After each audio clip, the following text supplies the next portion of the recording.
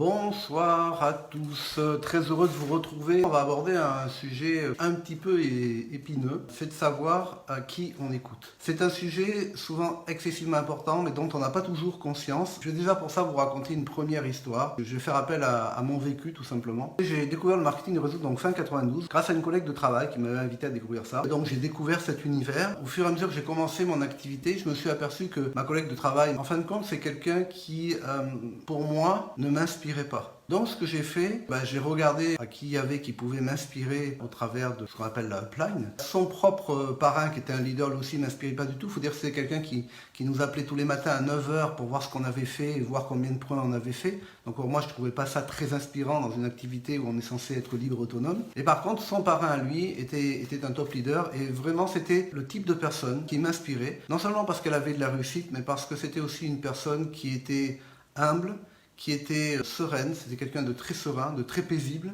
Et je disais, waouh, pour moi c'est ça la réussite. C'est véritablement avoir ce type de vie-là. Et donc, je m'en suis servi comme d'un mentor. Je travaillais directement avec lui. Donc j'écoutais tout ce qu'il disait, tous les conseils qu'il pouvait me donner. Alors que entre lui et moi, il y avait deux leaders. Mais j'avais choisi de m'inspirer auprès de lui.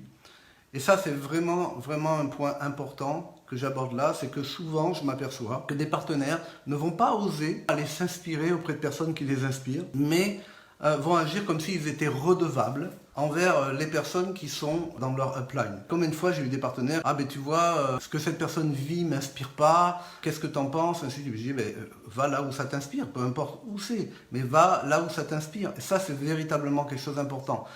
Pourquoi les personnes souvent hésitent? Les personnes disent « mais non, je ne peux pas faire ça parce que c'est un ami, parce que c'est un collègue, parce que c'est un membre de la famille. Cette personne a quand même été gentille avec moi, et puis après, qu'est-ce qu'elle va penser? Et comment elle va réagir? Et ceci, et cela. » Et vous voyez, quand vous commencez à vous inquiéter de ce type de choses, vous êtes en train de vous perdre et vous n'êtes pas en train de suivre le chemin qui vous est soufflé. Et la première personne qu'il faut écouter, c'est soi-même. C'est vraiment écouter le ressenti. Écouter ce qu'il y a au fond de vous. Ne commencez pas à tergiverser avec ce qui vous est soufflé, ce qui vient de l'intérieur.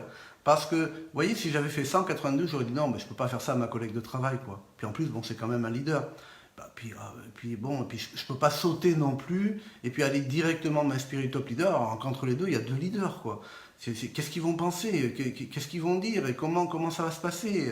Je ne peux pas me permettre de faire ça. Et puis ça se trouve, ils vont plus m'apprécier. Et puis, ils vont plus me convier, ils vont plus ceci, ils vont plus cela. Alors, oui, c'est des choses qui peuvent arriver. Vous avez parfois des leaders, même des gens qui ne sont même pas encore leaders. Pourquoi tu as fait appel à un tel? Je ne comprends pas, tu as eu un appel avec un partenaire à moi, ou tu as eu un Zoom avec un partenaire à moi, et mon gars, c'est aussi ton business que je développe. Et si à un moment, les personnes décident que c'est pas avec toi que ça doit se passer pour le moment, laisse la reconnaissance et prends l'argent. Tu es là pour quoi? Tu es là pour avoir de la reco? Ou tu es là pour faire un complément de revenu, une réorientation de carrière ou devenir financièrement indépendant? Pourquoi tu es là? C'est une bonne question à se poser, ça. C'est Dexter Yeager qui disait ça quand il y avait ce type de conflit. Laisse la reconnaissance et prends l'argent. Et c'est très profond en fin de compte cette phrase-là, parce qu'elle veut tout dire. Après, il y a une autre chose, c'est que quand une personne a soif de reconnaissance, elle va plutôt vous dire ce qui vous fait plaisir, plutôt que la vérité. Je vais parfois avoir des personnes avec qui je faisais des suivis. Vraiment, je recadrais les choses, parce que ces personnes, elles étaient en train de se faire croire des choses, et je remettais les choses en perspective. Et il y en a, je les avais plus après. D'accord? Puis il y en a par contre, la semaine d'après, je les avais, et un certain il m'avouait, il me disait, tu veux que je te dise, la semaine dernière, ce que tu m'as dit, j'ai reconnu que ce que tu disais était la vérité et non pas était pour me faire plaisir. Il faut être très très vigilant avec ça. Si vous vous écoutez, vous allez vous rendre compte qu'il y a quelque chose qui cloche, mais c'est pas toujours évident au départ, parce que souvent on est dans sa tête, c'est l'ego qui commande, et on n'écoute pas nos ressentis. Il y a même un livre qui a été écrit là-dessus, cessez d'être gentil, soyez vrai. Parce que la chose la plus importante est là. Donc moi je cherche toujours, en fin de compte, les personnes qui sont vraies, qui j'écoute, les personnes qui sont vraies, et les personnes je ressens qu'elles vont m'amener de l'épanouissement. Quand je fais une corrélation de ces deux choses-là, il y a un dernier paramètre qui, somme toute, tombe comme une évidence, c'est que la personne, elle se trouve là où je veux être. Des fois, il y en a qui emploient des raccourcis et qui disent « Qui écoutes-tu? Est-ce que tu écoutes une personne qui est là où tu veux être ?» À tout point de vue, hein. Comme je vous disais tout à l'heure, par rapport à ce top leader que j'ai choisi quand j'ai démarré dans ce métier, il avait de la réussite, donc financièrement parlant. C'était quelqu'un, comme je vous dis, de très paisible, de très agréable. Donc en fin de compte, je dis « Ouais, c'est ça que je veux être. » Vous comprenez? Quand je me suis lancé, j'avais un parrain qui était leader aussi et qui m'avait dit, comme j'avais déjà un petit peu d'expérience, il dit bon, on est un groupe de 4, si tu veux, on va s'associer tous les 4 et puis on va financer un système, et puis on va faire ça ensemble, et ça va être super. Je dis, bah, c'est génial, plutôt que de le faire tout seul, si on peut le faire à 4, même avec des crosslines, je dis, c'est fantastique, on va faire ça ensemble. Et puis on a commencé à mettre les choses ensemble, chacun a apporté sa contribution. Et donc on avait des présentations d'affaires le soir sur Internet. Et puis arrive un soir où j'arrive sur la présentation d'affaires avec des invités, personne. 5 minutes se passent, personne. 10 minutes se passent, personne. Alors je lui dis, mais Manuel Palm, leader et parrain, et puis je lui demande, tiens, il y a un problème, machin, il devait être là, et puis il n'y a personne. Il me dit, ah bon, je sais pas, écoute, bouge pas. Je rappelle, bon, entre-temps, les invités étaient partis, je vous dis pas, le truc, voilà, ça avait capoté. Et puis il me rappelle, il me dit, ah ben ouais, mais c'est normal, il est pas là parce qu'il est en train de faire un démarrage. Et je dis, attends, là, on est en plein délire, quoi, parce que on dit qu'on contribue les uns aux autres, au succès des uns aux autres, et lui, il fait passer un démarrage, et il prévient personne, et il fait pas la présentation. Il faut remédier à ça, comment tu te positionnes? Il dit, oh, mais non, c'est pas grave, ainsi de suite. Ah, je dis, c'est pas grave. Je dis, sais pas, on en reste là, je vais développer mon propre système, et je vais développer seul. On en reste là, c'est fini. Alors ils étaient tous mécontents, mais je dis, mais attendez, à un moment, il faut amener un sérieux. Donc vous voyez, je vais commencer à me dire, ouais, bon, d'accord, je peux pas mettre des gens à dos, peut-être que ça va pas leur plaire, que je sois aussi vrai, aussi entier. Et donc, bon, il faut quand même que je mette de l'eau dans mon vin, que je fasse des compromis. Vous savez, un jour, j'ai rencontré un grand leader, c'était un grand leader américain, c'était en 95. J'avais fait Bordeaux-Genève pour le voir, et Genève-Bordeaux, pour discuter avec lui pendant 1 heure. Rien que pour ça. Et donc, pendant 1 heure, je l'ai eu en face de moi, et puis on a discuté. Je lui ai dit, je voudrais te poser une question, Jean. Je voudrais savoir. Beaucoup de gens me disent qu'être entier, c'est pas une bonne chose, qu'il faut faire toujours des compromis. Il m'a regardé, il m'a dit, dans la vie, il faut être entier, pas de compromis.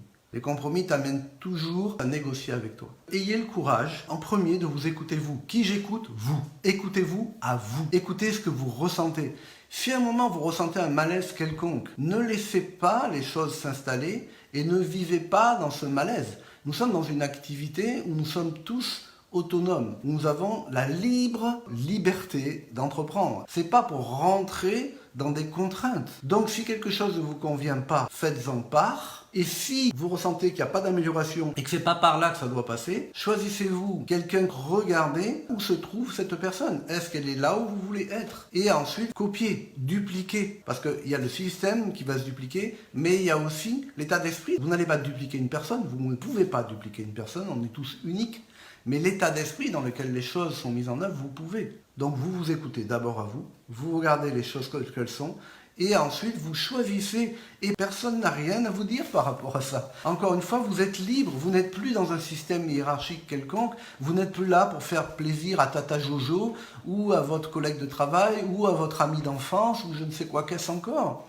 Et vous ne devez rien à votre parrain ou votre marraine. Ça peut vous sembler peut-être aussi surprenant ce que je vous dis là. Cette personne a partagé quelque chose avec vous, ok, super, c'est fantastique, mais vous n'allez pas être en dette toute votre vie. Ok, vous remerciez, vous dites c'est super, merci d'avoir pensé à moi. Aussi, votre parent, votre marraine a aussi pensé à lui dans l'équation. C'est un système gagnant-gagnant. Vous ne devez plus rien. Si à un moment, il y a quelque chose qui cloche, qui ne va pas, bien entendu, on cherche toujours à comprendre et à harmoniser les choses. Si c'est quelque chose que vous n'arrivez pas à faire, écoutez-vous. Écoutez-vous, sinon vous allez vous freiner, vous allez vous ralentir. Imaginons que votre parrain, votre marraine soit un top leader. Fantastique. Vous avez démarré avec le numéro de votre compagnie. Je dirais que là où il se trouve, et peut-être là où vous voulez aller en termes de succès financier, mais peut-être que quand vous regardez cette personne, l'attitude n'est pas du tout en phase avec vos valeurs, avec la façon dont vous voyez les choses et la façon dont vous voulez vivre les choses. Eh bien, ne suivez pas cette personne, n'écoutez pas cette personne. Recherchez une personne peut-être qui a le même succès, mais qui est en phase avec vos valeurs. Vous voyez ce que je veux dire? C'est vraiment important, toujours de vous écouter. Donc, il y a 2 axiomes là-dedans. Qui écoutez-vous? Vous. Est-ce que vous vous écoutez? C'est la première personne que vous devez écouter, et non pas votre ego, qui va vous jouer des tours, mais votre ressenti. Qu'est-ce que vous ressentez au fond de vous? Est-ce que vous ressentez de l'harmonie? Est-ce que vous sentez que vous avez une nécessité d'aller dans cette direction ou pas? Ensuite, écoutez la personne qui vous inspire. Ou les personnes qui vous inspirent, il peut y en avoir plusieurs. Et peu importe qui est cette personne, peu importe où se trouve cette personne, elle peut même ne pas être dans votre structure. Ce qui est important, c'est que vous ressentiez que vous avancez harmonieusement dans votre activité. Donc, je répète, je suis un peu redondant, mais volontairement, 1, écoutez-vous. 2, cherchez la personne avec laquelle véritablement vous sentez qu'il y a une harmonie par rapport à ce que vous voulez vivre et dire ok, cette personne est là où je veux être d'un point de vue, on va dire, succès matériel, et d'un point de vue succès au niveau de la personne. Je sens que c'est une personne équilibrée, harmonieuse, paisible, parce que je veux dire, avoir de l'argent et être complètement disjoncté, c'est pas un bon truc non plus. Ok ? Cherchez une personne, cherchez un mentor qui est là où vous voulez vous trouver. Ayez le courage de le faire. Vous ne devez de compte à personne.